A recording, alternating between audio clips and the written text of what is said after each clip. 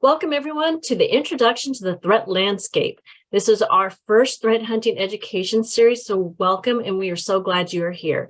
We have a great action-packed agenda for you. We've got Chris LaFleur and JP Lolan, and we have Jihan, who is joining today, that will be heading this webinar. Quick agenda, some quick housekeeping. The webinar is going to be recorded.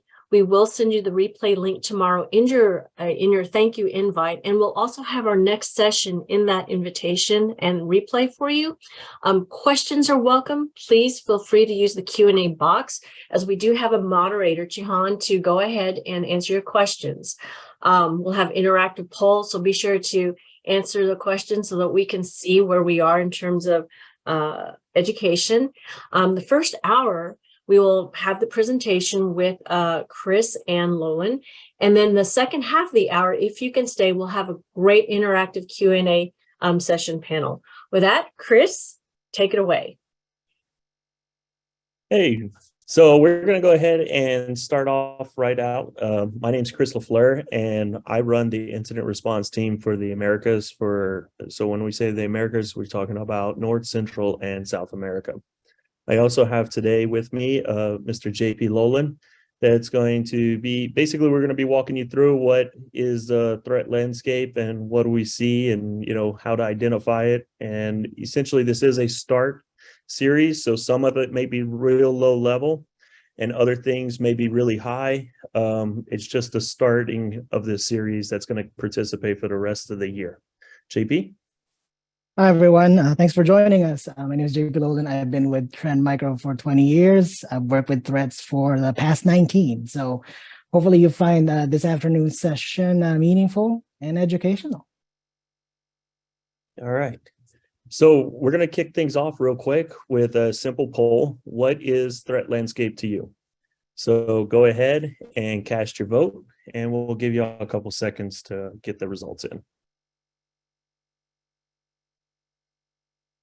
All right. Hey, look at that, JP. Yeah, it went completely different than what we thought it was going to be.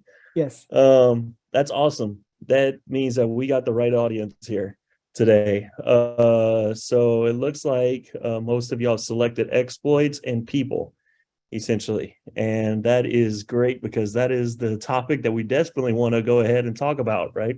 Right. So let's So that's what this whole slide was all about, was basically what is the threat landscape from an IR perspective, right, JP? We were discussing, like, a lot of people, or the old mandate, a way of doing threat landscape was malicious software itself, and some email campaigns and things like that. But realistically, it was truly people versus software. It's the software is just a tool. It was more of the people themselves that are driving this side of the threats today, essentially, right? Right. Yeah. It's so one of the things that we wanted to accomplish was to change that mindset of, when you hear the threat landscape, you might be thinking virus versus antivirus, malware versus anti-malware, and that is a component that is partially true, but of greater emphasis these days is the role of people, threat actors versus their victims,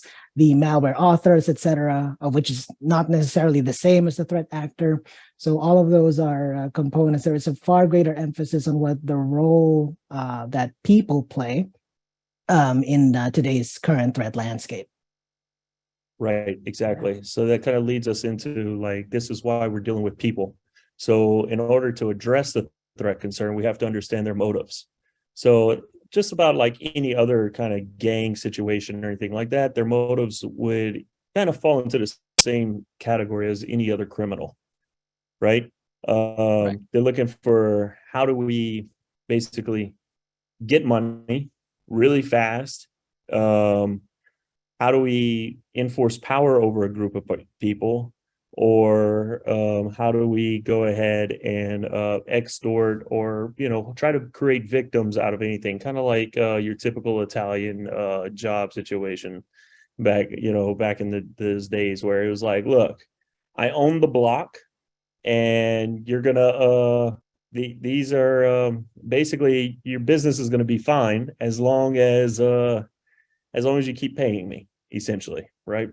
So that's kind of where this is going at with it. Then the other piece too is that not all attackers' motivation and things like that. Hey, can we switch to the slide real quick? Not all attacker motivations is just about financial gain as well. There are groups of people that are out there that are doing what's called hacktivism. So essentially they get their motivation is something that's close to them personally, that they feel like they can inflict pain on someone that might be doing something to them or to the world themselves, right? They feel like human rights might be being violated. For example, we chased down a campaign a while back about that, where essentially the hacktivist group had put out a bounty essentially against someone that they were trying to essentially break in and steal information. That way they can harm that business itself. So again, it's either money, power, or, personal hacktivism, that kind of stuff associated with it. You got anything else you want to throw on that one? No, really, the interesting part there is you can really sum it up to power, information, or money. Yep, exactly. So let's get in real quickly on some of the attack methods, right, that they would essentially use. So go ahead, JP. You got 19 years working threat. I'm pretty sure you've seen just about every single one of these. So DOS and DDoS, right? Distributed denial of service, or denial of service is when they try to lock out users of let's say a website or a service. They flood it with so much information, so much network traffic that it brings the service down. Phishing is when they're trying to steal credentials. We've probably already seen that, right? Especially if you have any sort of emails or let's say messaging that goes through your bank, you might see those prompts about asking for your credentials. So that's phishing. And then spear phishing is when it's more targeted. So let's say they're targeting a specific department within an organization. So for example, if they are targeting trend, they might be only targeting HR or finance. So that's when it's when the phishing is more targeted. And then watering hole. Watering hole is a bit more interesting. It's similar to a real life watering hole. And the idea there is an attacker has done their recon, their research about their target, and what they're trying to do is to they know that a specific subset or of within the organization, let's say they know that all of the programmers go to GitHub, for example, then they could potentially exploit GitHub, and then hopefully the attackers will go there and fall victim to the exploit. Again, I'm just using a GitHub as an example here, but that's the idea. They would go for smaller, maybe more vulnerable websites or forums that a set of users within the organization will go to, and then perform their exploits there, which kind of launches into web attacks. Yeah. That's actually a kind of good thought process, right? So us working in the IT field, how often do we actually go on web forums and we might post some information about ourselves, like on a problem that we're trying to troubleshoot, especially if we're developing, right? Or even our own developers. Yeah, and the idea is that you're collaborating, right? Right, exactly. Right. And then you turn around and you just happen to, not intentionally, but you happen to leak enough information out to say which company you're working for.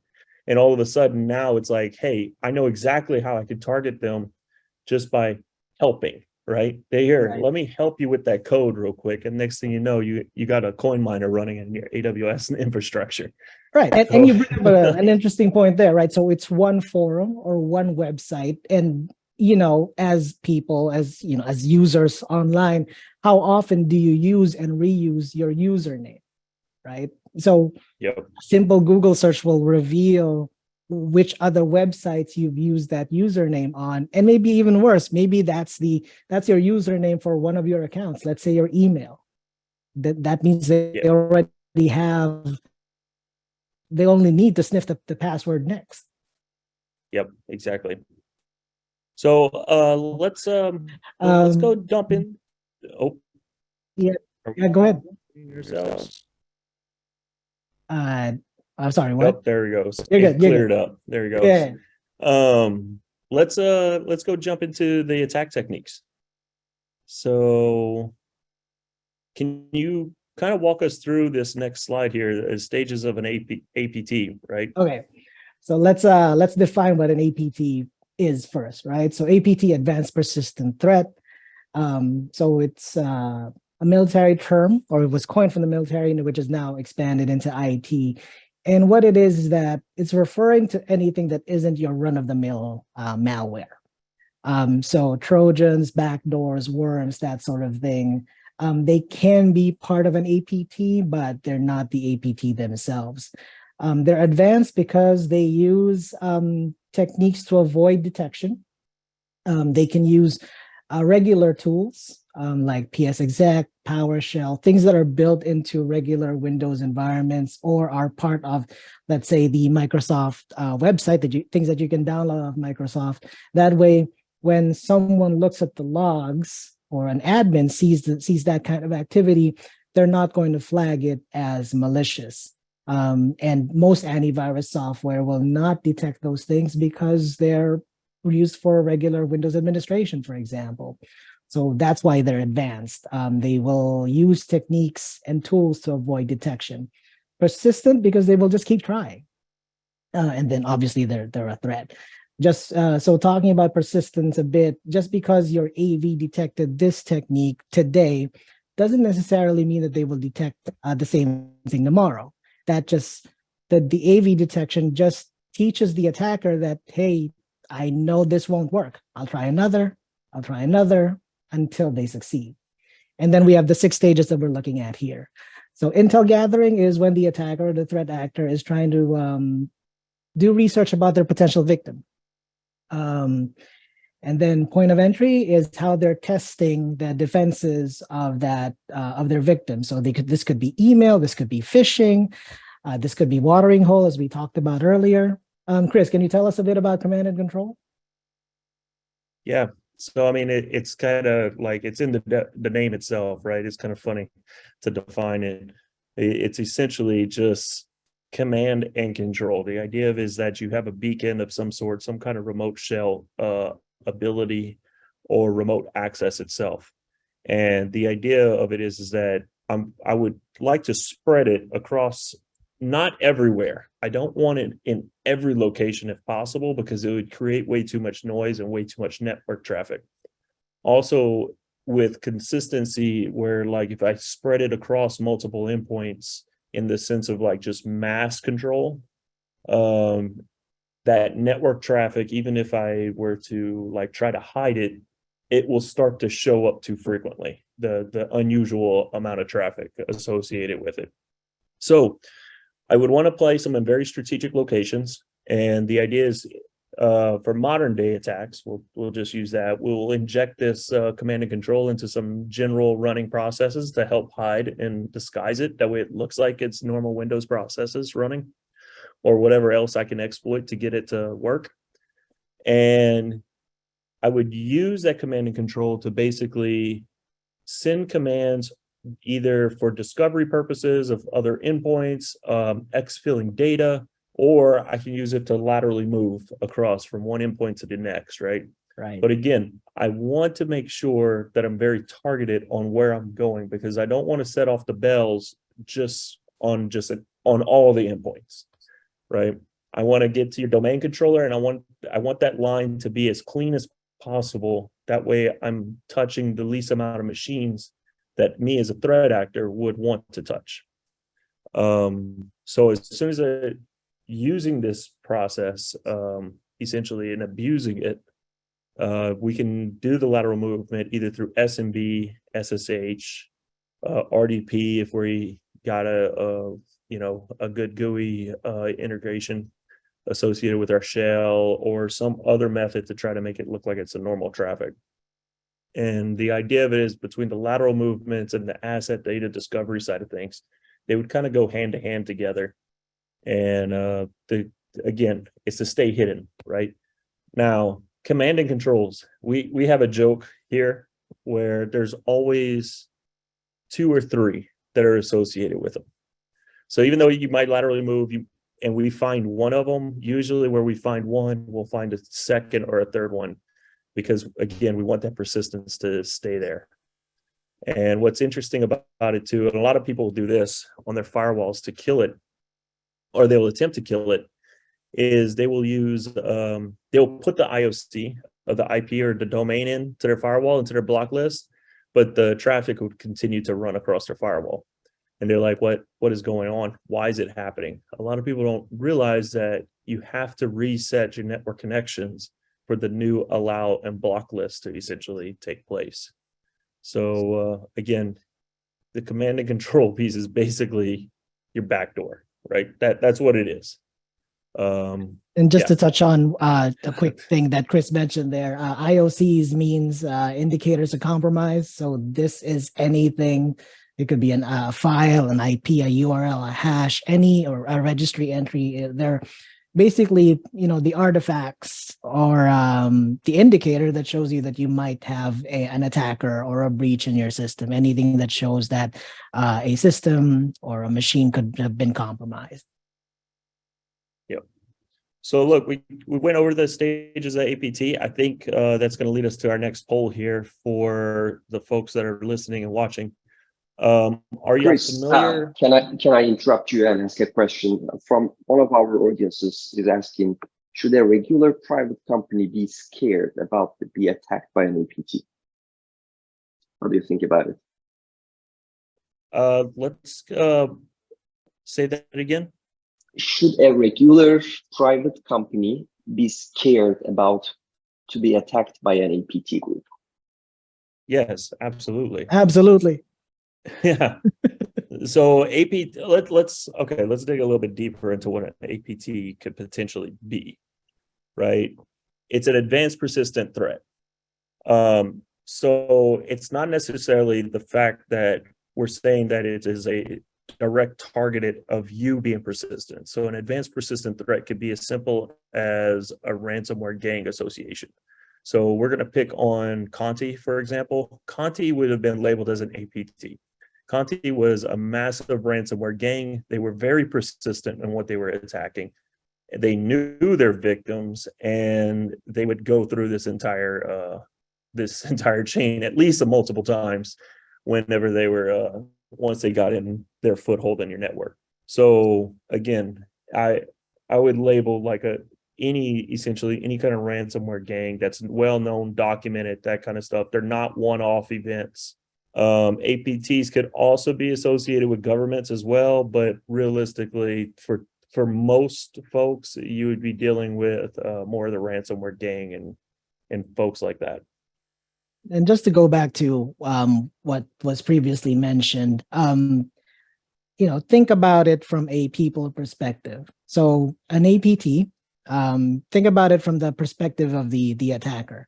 So as if you're looking at the slides right now, one of the things that they do is intelligence gathering, right? So they're going to find out about you. They're going to find out about your defenses. And then they're going to start trying to test those defenses and seeing how good they are. So that means you're dealing with another person or another group on the other end of the line. And what are people capable of doing? Problem solving. Your defenses present a problem. They will try to solve that problem and try to breach you or your organization. So should you be concerned? Absolutely, because that's a person on the other end of the line. That's an attacker trying to get at you.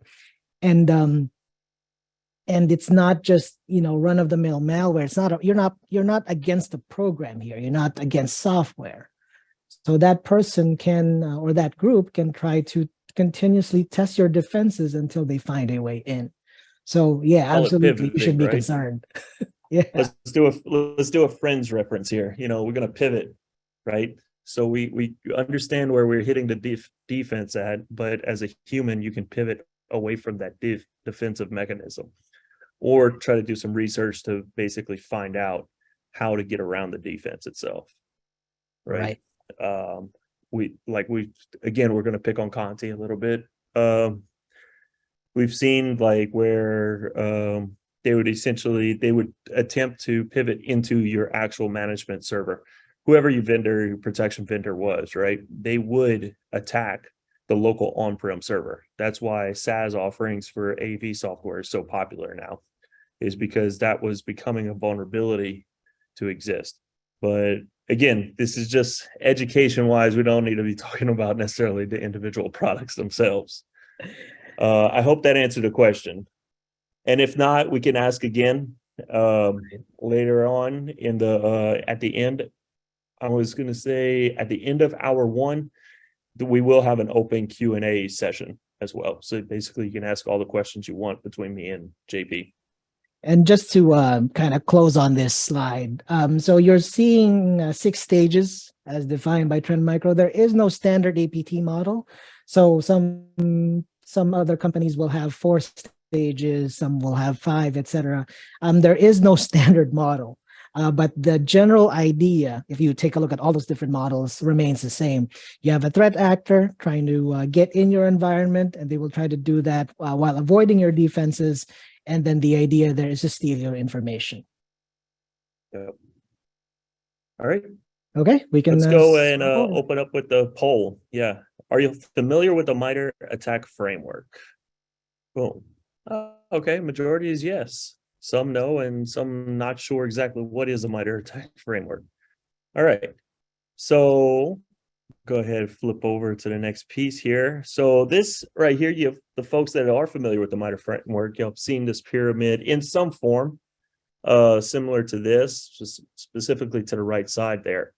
We've added some text on the left side of this pyramid because this is kind of your maturity level side of things whenever you're dealing with cybersecurity, and where most people are, and as they move up the chain. As y'all know, the folks that are familiar with it, the easy trivial stuff is IP, hash values, that kind of stuff. This stuff gets published all the time on the web. But folks that you're unaware of, you can use like places like VirusTotal, for example. Twitter, believe it or not, is an extremely valuable InfoSec service that is constantly sharing information. You can literally go ahead and drop hashtags of ransomware gangs and set up your tweet deck, and basically you can watch all the new malware and threats associated with those ransomware gangs showing up publicly before anybody even releases some news article about them. Then, of course, you got your domain names and your host artifacts and networking and stuff like that. So what's interesting about this is as you're climbing up this ladder, think of it as your simple and annoying events.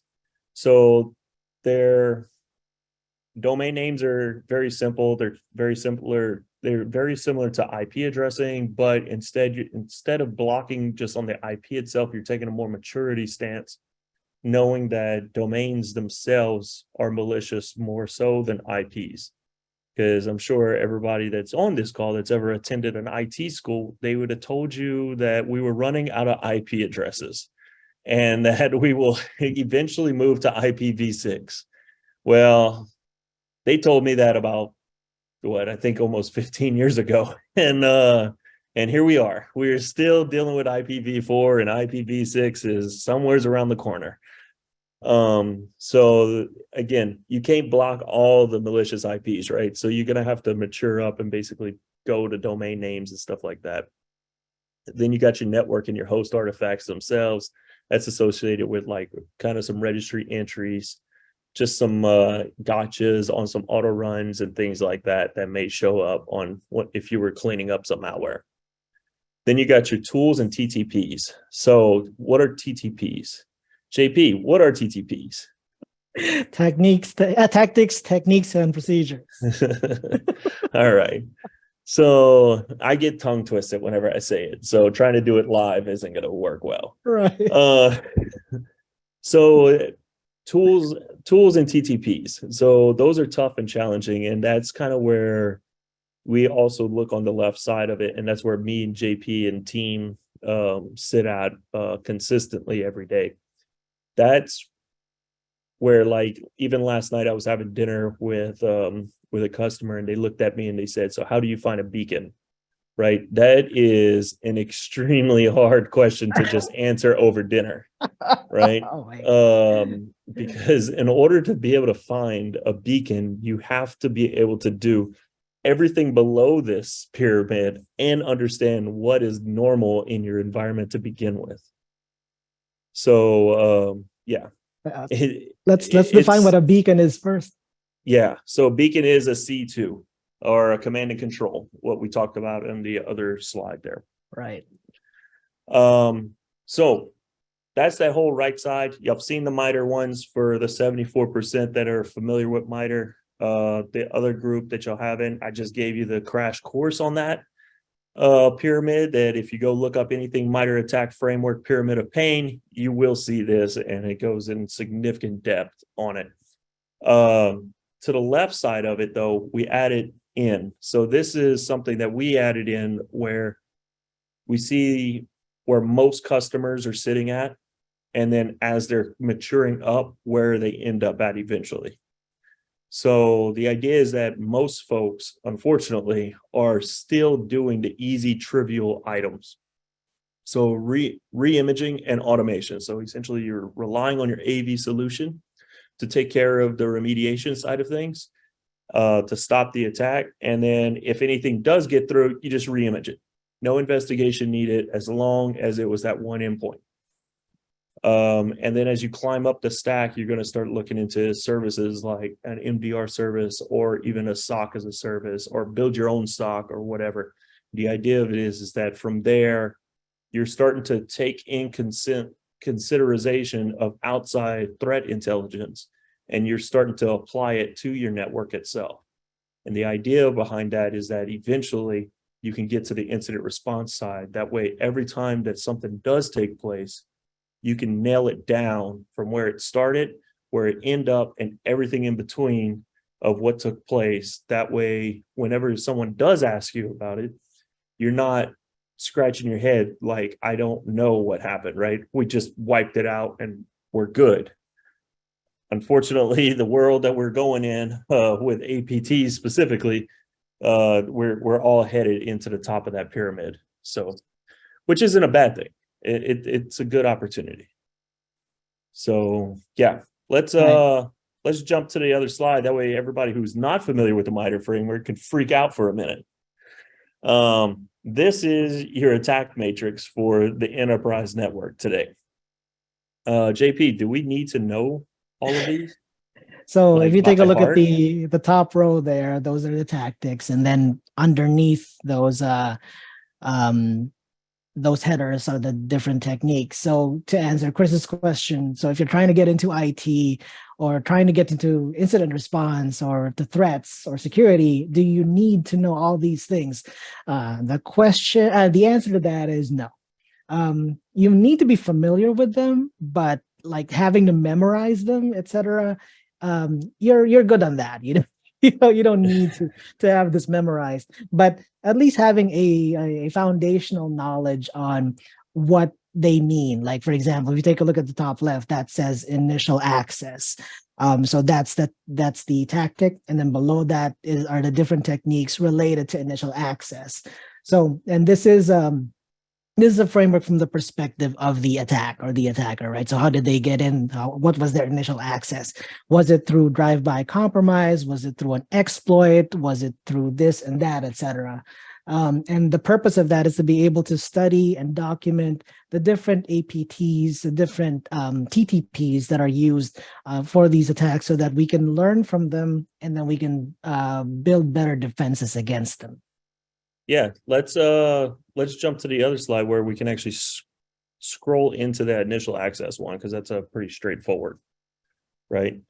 So initial access, that is your tactic. So the point of it is that this is just getting your foothold inside the network, how we're going to do it. That's going to fall underneath your techniques. So, you see here, this is just the general definition of just however we're going to do it. This is going to be our tactic. Right. And that's where we're going to fall on the map. essentially of the MITRE framework side of things. So if we go forward one more to techniques, and then from here, you'll see all the different techniques associated with that tactic. Like what JP said, drive-by compromise, external remote services that we could potentially exploit. Oh, wait, Alex. One more. There you go. So you got your drive-by, your exploits via public-facing applications, like if there's a new vulnerability on your VPN firewall, things like that, or even as simple as a phishing or spear phishing event itself. The point of it is that whenever you identify a threat that's in your network, you should be able to take a pin and stick it somewhere on this MITRE framework and map out on where you're at. That way you understand what is your next step, or understand where you're at in the attack itself. And that's how you would know whether or not to escalate or not, or escalate, de-escalate. Do I need more information to investigate? Where are we going? You got anything else you want to throw in there, JP? Yeah, another way to use it is to, there are quite a few attacks out there, or events out there, that have been popular enough to have been documented. And when you look at the technical documents behind the attack, etc., they are going to be talking about the MITRE framework. They're going to be mentioning maybe even the ID or the name of the technique, as you're seeing in the chart here. So knowing the MITRE framework, or being familiar with it, will allow you to read through that document and understand it from a bit more intelligently than you would had you not known about this framework. Yeah, and it could also identify you some potential APTs as well that have used those specific attacks or techniques, depending on where you're at on it. Right. All right. So let's go to our final poll here. It's what are the common tools that threat actors use once they have access to a network? And we're going to go ahead and give this one a few seconds to run. All right. Okay. People are paying attention, apparently, JP. It's amazing. It is. And it looks like we're going to have some fun on our later sessions on this series later on. So make sure that y'all come back. So the next series is going to be a little bit more deeper dive and that kind of deal. All right. So it looks like all of the above is the popular answer, which I really thought I was going to get more people to click on the other options. No, it's interesting to me that PowerShell was number 2. Yes. Which is by far the most common, one of the most common tools to be used. So that's awesome. So basically what it is essentially the threat actors today, there are people, they understand IT admin, they understand the logic of how networks and Windows networks and Linux connections and things like that. So for them, does it make more sense to hey Alex, go ahead and click over. Does it make more sense for them to build their own tool, or they're just going to live off the land? And it's extremely easy to live off the land, right? Because there's a good chance that you're using these tools in your own network to begin with. So if I want to hide, I'm going to use the same tools as you using as an admin. Right. Why would you download something external if it's already in the machine? Why go through all that trouble? Yes, exactly. So these slides will be shared later. This has a link to a GitHub project, and then a YouTube video on explaining exactly what these executables and how to basically use living off the land techniques to potentially take advantage of your victim, right? Let's for education and short purposes for this webinar, let's go ahead and hit the next slide, and we'll give you some quite simple examples. To note, there may be some software on here that is professionally supported, right, JP? We'll say professionally supported. Right. We're not saying they're bad. They were not saying they're bad. Just they seem to show up very often. Right. So, for example, of course, PowerShell, right? if you are a PowerShell user, you know that with PowerShell, with the right admin credentials, you can do whatever you want with it. It's an extremely power CLI. What's interesting that a lot of people don't realize though, like it's the simple ones, as simple as like AnyDesk and Screen Connect, right? So it's kind of the same idea that we used to have with TeamViewer way back in the day. TeamViewer is a very popular one too. It allows the RDP protocols to run. It allows you to copy and paste your files, etc. But it was doing it over HTTPS, right? Same thing with the Screen Connect and AnyDesk. Essentially, it's the same thing. You're running your own little private VNC server and client, and you're just attaching to the endpoint itself. The other piece too is rclone. JP, how often do you see rclone being used? More often than I'd like. You know? Usually, if you're not the person running rclone, you need to start questioning who's running rclone in your network, because rclone is an extremely lightweight file copy service that you could just go ahead and broadcast it wherever it needs to go. It'll put the credentials in for you, and next thing you know, your file server is sitting out there on the dark web. All right. So you're one of the reasons you see these not only the tools but also the third-party software that that's on this list. This is drawing from our experience in IR, meaning these are things that we actually see in real life cases that were used by the threat actor to do their attack. So Yeah. again, we're not saying they're bad. It's just that they're popular enough to be used by others for malicious purposes. And again, this is drawing off our experience with these kinds of cases. We're not arbitrarily just adding these things in this list. So just so you know, we're drawing off. But I will make a note. Stop using PSExec. Like PSExec, if you pass credentials through PSExec, you basically told everybody who's watching your network what your credentials look like. So just so you know, do use PSExec to pass admin credentials across. You can do it for other things, but if you have to pass your admin credentials across, that's going to be a problem. And basically, if I'm just snipping your network, I can identify it really quickly. So yeah. So I think we've basically beat up the living off the land scenario in the group. Enough. Yeah. Let's go ahead and look at the 3 possible situations that are associated with an active malware attack, and then we'll start to head into our Q&A session here. Okay. So yeah, with this one, so usually when you deal with a threat, you're dealing with one of these scenarios.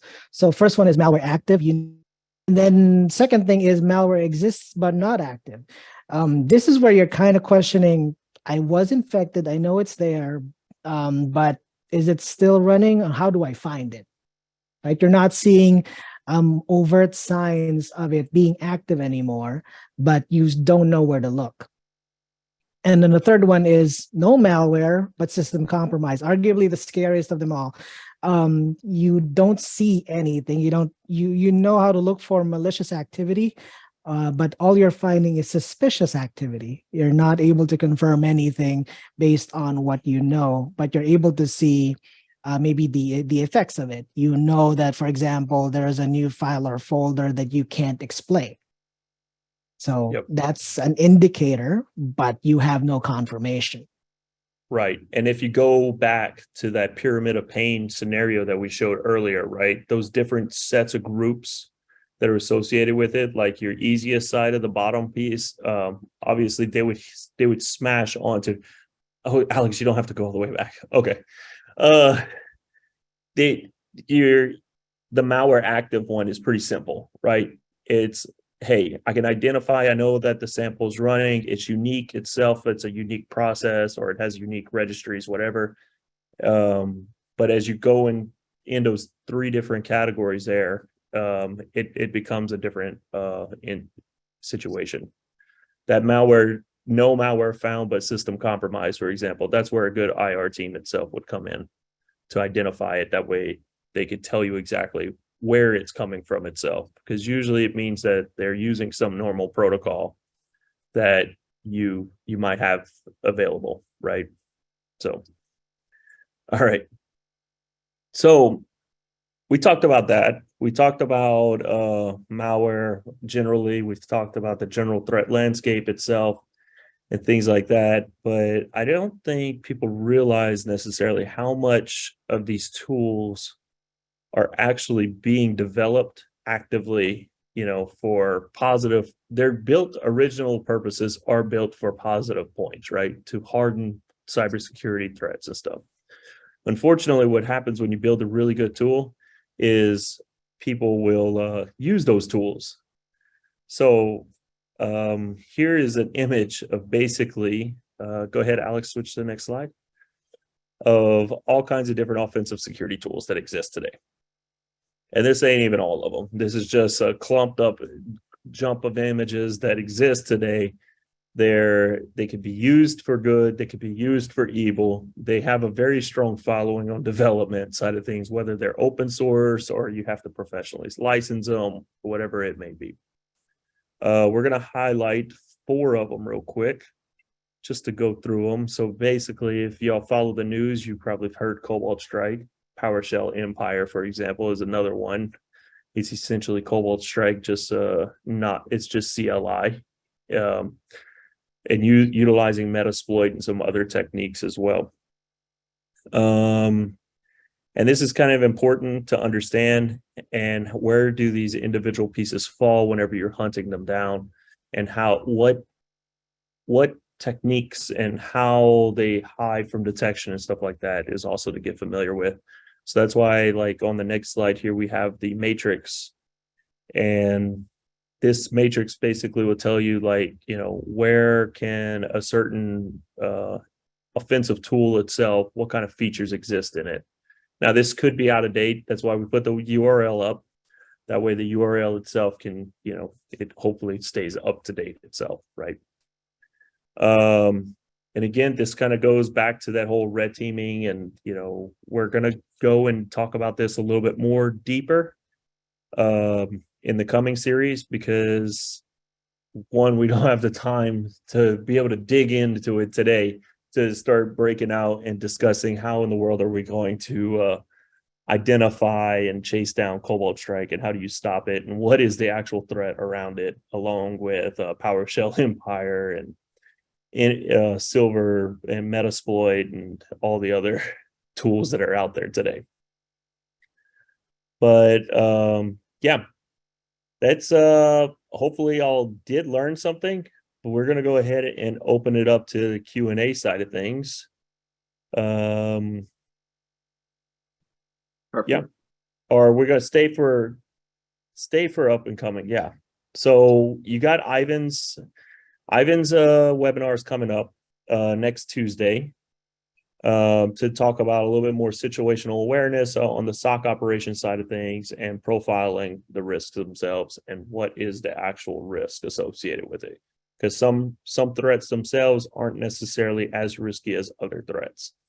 And that's a common concept that a lot of people necessarily misunderstand whenever they're dealing with cybersecurity, especially for the first time, if you haven't spent a lot of time working it.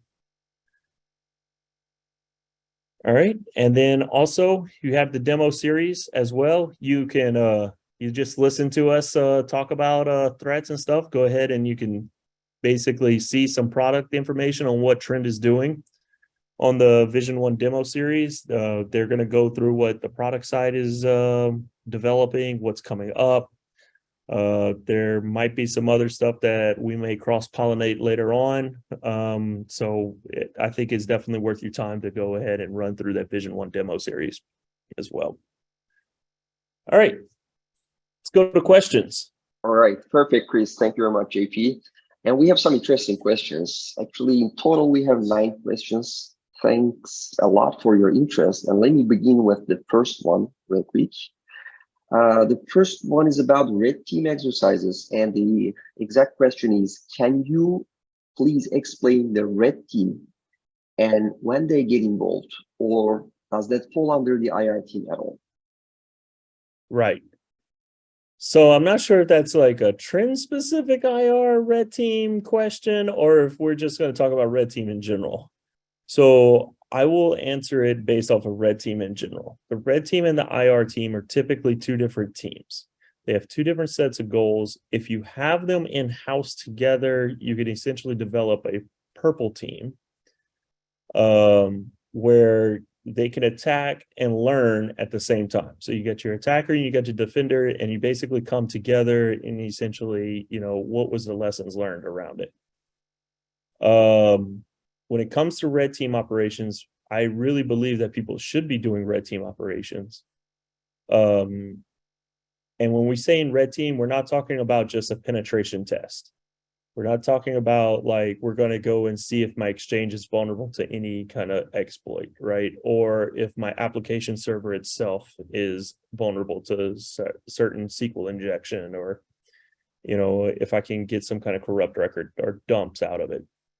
No, we're talking about like someone that's going to take the approach of what a threat actor would do. They would recon on you. They would move through those APT steps, and essentially, the idea is that they can own you, own your network without causing destruction. That's the goal of it. So thus, they are going to be different than the IR team in the general definition. That's great. Okay. Thank you very much, Chris. The next question is, what's the difference between PowerShell and PSExec? Can you please elaborate a little bit? PowerShell is yeah, built yeah. into Windows, I think since version 7, I want to say 7, 10 onwards, at least 10, but definitely 10 onwards. And it's a scripting tool.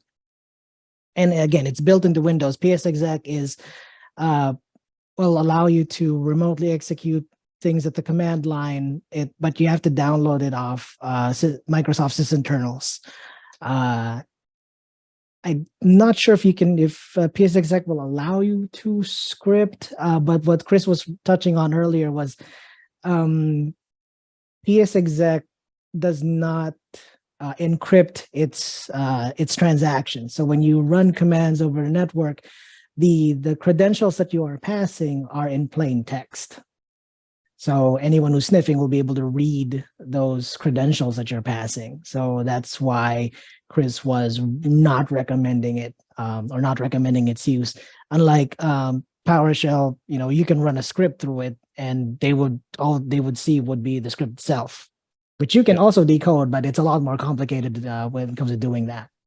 Yes, and I see in the chat we also have someone that state that the latest versions of PSExec shouldn't pass over the credentials, but we still see it passing credentials over the network in clear text. It happens. And while we are talking about the PSExec, another question came around. What would you prefer besides PSExec? PowerShell. Like, I would prefer to use PowerShell and WMI. The stuff's already built into Windows, so there's no reason to really use PSExec. Exactly. Or you use SCCM, for example, if you're having to do some admin work and stuff like that. Yeah. Perfect. The other question is, how will Trend integrate artificial intelligence, AI, into their telemetry and defense of their clients? Yeah, I can't answer that question. That one's a loaded question. I'm the wrong person to ask that question. Let's just say that. Okay. Yeah, that's a PM. That's a product manager question. I was going to say it's a PM yeah, question. I'll take it to the PMs and ask them, and we'll see if I can get an answer. All right. If I have an answer by the next series, I will. The next series, yeah, exactly. Yes. What I was going to say. Perfect. So how about the other question? What are a couple of tools apart from antivirus and XDR that can help organizations to get more visibility into malicious activity or compromised devices or network? Something more than antivirus and XDR today? I mean, you're looking at, you would have to Well, you would have to use a SIM/SOAR essentially. So, but you would be building your own XDR platform Right. if you're going to use a SOAR. Hence the reason why like Trend ourselves are building an XDR platform to begin with. It's because it was needed. So all the data is there. It's just about utilizing it itself. That's what I was Um, going to answer. I mean, yeah. if you already have an XDR, then you don't need more tools. You need people. You would Yeah. need people to understand, who understand what and how the XDR works and what to do with that data. So it's more, to me, it's more about having the right people for that XDR, because it's out with that question. It sounds like you already have the right tools. Yeah. Yeah. Because if you're already dealing with email, you're dealing with endpoint, you're dealing with network monitoring, dealing with man, and I promise not to talk about Trend products specifically on this webinar, but if you're dealing with like the XDR console of Vision One today, essentially, and you have all the products set, it becomes a people/skill set issue at that point, right? Because all the data is there. Like for example, my team, whenever we get involved with someone that does have Vision One already deployed in an IR scenario, we can usually identify the threat pretty rapidly. And then from there, we can pivot from it to know that we need to go back to those endpoints and pull a few more localized IOCs that may have not made it to the Vision One console itself. Okay. Great, I hope that great, answers great. that Thank you. question. Chris, the last question or the last two questions, one of them is, where does XDR and Vision One sit on the pyramid of pain? At the bottom. Yeah. So if you're just relying on Vision One to automate everything for you, it's just sitting at the bottom of the pyramid of pain, essentially. But again, if you put it in the right hands of someone, then that pyramid of pain, you can go up further. So that's where like an MDR service will come in, right? It moves you up the tier of the pyramid of pain. And then if you have an IR team locally or outsourced or whatever, if they're familiar with the tools, it will move you up that pyramid of pain. Okay, great, great. How about this question? Other than the Russia-Ukraine situation, is there really any major instances of hacktivism anymore? So, yeah, hacktivism is typically it's a one-off situation that we see. Of course, you got the Ukraine-Russian one. That right there is a geopolitical thing, and we're not going to get into that. We're not going to get into that. If you want to know anything about that situation, go and turn on the news, and you can listen to it all day long. Think of hacktivism as someone that like, so if I had a company that some news potentially came out saying that I had a contract with a specific country, or I had a contract with someone else that was potentially violating human rights, right? I, as a threat actor side of things, as the hacktivist, would want to attack or discredit that company. Basically, what I'm trying to do is either harm their brand or just trying to make a problem for them, right? The other way we can look at it is similar to way back in 2016 was WikiLeaks. That was a very active hacktivist group. They clearly were dumping confidential information, and the point of it was to embarrass or create heartache for a particular person. That's how you can look at hacktivism. So hacktivism usually isn't that well organized, depending obviously on who it is, I guess you would say, and if they can get some funding, but it's usually very pinpointed, targeted. And then once that target has been dealt with essentially, or enough embarrassment has been created or pain point or something has changed, then they will stop, right? Think of them just like any kind of activists in the real world today, except Instead, they're doing it on a malicious intent, not just expressing their free speech. JP, you got anything else to add on to that one? Because I mean, you got 19 years, so you've seen them come and go.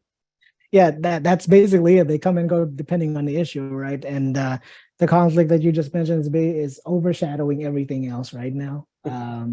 So yeah, there's not really your exposure to it and the quote unquote relevance of it would depend on what region you're in, what your political inclinations are, etc. So after the aforementioned conflict, it's really just varying degrees of how well exposed they are media wise. Perfect. Thank you, JP, for this answer. And Chris, we'll talk about the MITRE ATT&CK techniques. And there's a question about how do you stay up to date with the most up-to-date threats and techniques? Twitter. No, so every threat hunter has their favorite sites. It just all depends. So like, for example, I use a couple different communities, and then I also use Twitter. Clearly, that's why I brought it up a couple times. And yeah, and then I also have a team that stays up to date as well. Like, I swear I got one guy on my team. That dude finds things before it ever even gets close to anything. Like, he found something on Twitter that had 1 like. And I was like, how in the world did you even discover that? But again, it's because of the way that he has his handles and stuff, and he's monitoring that world. JP, you have any places that you like to stay up to date with? It's basically just joining a community of like-minded individuals, and you'll never miss a thing. Join, there are subreddits for this sort of thing. Twitter, as already mentioned, maybe have your own IR team, just like what Chris has. Someone will do that for you. But the idea is that you join a community that has that as their central interest. Discord might be a possible thing for that as well. So there's nothing can beat that. You can subscribe to everything as much as you want, but having other people join you and share that interest with you will keep you up to date more than something that you would pursue on your own. What else is nice about that too is that, like, we'll talk about the Discord side of things because they're a little bit more active on the community side. Like, you have the Sans DFIR Discord channel that exists. You have the Blue Team Village Discord channel that exists. You can actually, if you run into a problem, you can actually ask for help in those communities, like whether or not it's and it's pretty cool because they have it broken down into different categories of where you might be dealing with your threat situation. And you can ask it focused on that, and someone will usually pop up. I know I've used it myself a couple of times to chase down like IOCs for Play ransomware whenever it was active last year. And I got hooked up with a guy from out of Europe, essentially, that was seeing the same information, but he had some different IOCs and some techniques that weren't visible to us whenever the ones that we had investigated, right? They used a different thing, but we did come down to the same consensus that we knew that they were using a VPN vulnerability to initialize the breach. So thus we were able to circle in on who is the potential victims that could be that could lead to this ransomware gang, right? So again, that's it takes some time to kind of build that trust up as well. But everybody tends to want to help because they know that there's no way that one person knows it all. It's just way too complicated. Right. Perfect. All right. And I want to jump into another question, which is very tied to it. So where can I learn more about threat hunting? Well, there's all kinds of online resources, YouTube, Reddit, and there's this series, for example, Come Back, Follow Along. I promise y'all, this was an extremely high level event series just to get it started. we are going to dig in deeper. We have some pretty cool things on the agenda already, like how to find fileless malware and things like that. So just keep coming back to this series and you'll be able to you'll learn more. Excellent. And the last question, Chris, how big is cloud a threat vector for vulnerabilities? Cloud is, so the main problem with cloud is misconfigurations on the infrastructure itself. So that's where you would find the most pain point itself. As far as recovery and things like that, it's pretty straightforward. If you have it set up to build snapshots, or if you have backups and things like that, you can typically come back. But today, most of the cloud exploits themselves aren't necessarily exploit unless you misconfigured something or you're running an outdated operating system. But yeah. Anything else you want to add on to that one, JP? No, I think I was just gonna say we're good on time. So All right. That's great. And these are all my questions from the audiences. Thank you very much for these questions. And as Alex shared before, we are going to send the slides and the recording after this webinar. Thanks, Chris and JP. Okay. And we don't have any more questions. We're done with the questions. Nobody in the audience that's still hanging around? I think we're good. Yeah. Looks like it. Okay, thanks everyone for All right. joining. Thank y'all. Yeah. Thank yeah. y'all for joining. I guess, yeah, it looks like we got people just dropping off now. And it's a little past the hour. So yeah, we'll go ahead and I think we're gonna go ahead and shut it down.